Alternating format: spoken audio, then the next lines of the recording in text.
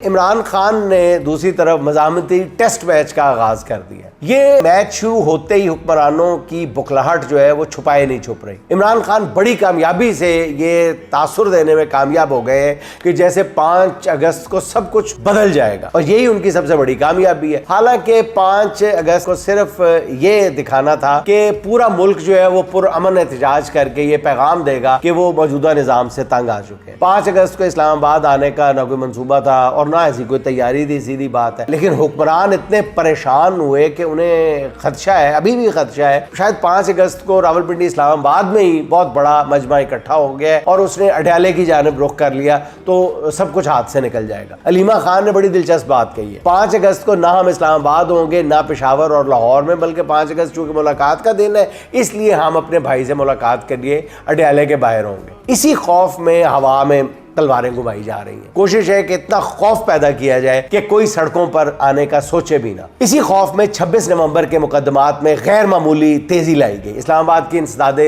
दहशतगर्दी अदालतों ने तकरीबन पूरी पीटीआई लीडरशिप पर मुतहर्रिक कारकुनों के नाकाबिले जमानत वारंट गिरफ्तारी जारी कर दिए। इनमें अली मीन गंडापुर, आरिफ अलवी, उमर अयूब, असद उमर, हमाद अजहर, शेख वकास, अलीमा खान और खुर्शीद खान, कमल शोजब हैं, जुबैर न्याजी, मियां असलम इकबाल, कर्नल रिटायर्ड अजमल साबर, ये सब लोग शामिल हैं। पिंडी और इस्लामाबाद की पूरी पीटीआई की क़यादत के वारंट गिरफ्तारी जारी कर दिए गए अचानक ही। अब फैसलाबाद से नाअहलियों का फैसला भी आ गया है। अब जो भी पीटीआई रहनुमा अब तक बच गया हुआ है वो 4 अगस्त को लाहौर की एक और एटीसी कोर्ट में उन्हें भी सजा सुना दी जाएगी अगर कोई बच गया है तो। 4 अगस्त को भी एक फैसला आना। गिरफ्तारियों और नाअहलियों का ये सैलाब नाज़रीन बता रहा है कि सरकार ज़रूरत से ज़्यादा डर गई है और इस डर की फ़िज़ा में खुद खौफ बांट कर अपनी बका के लिए हाथ पांव मार रही है। मगर जैसे मैंने पहले अर्ज किया कि ये टेस्ट मैच है नाज़रीन, इमरान खान जानते हैं कि इस हुकूमत के पास कोई माशी प्लान नहीं है। उसने 3 साल के दौरान आम आदमी की मुश्किलात नाकाबिले बयान हद तक बढ़ा दी हैं। इन हालात में सजाएं, पकड़ दकड़, छापे और क्रैकडाउन जो है वो मजीद मुश्किलात बढ़ाएगा। खौफ की इस फिजा में नाज़रीन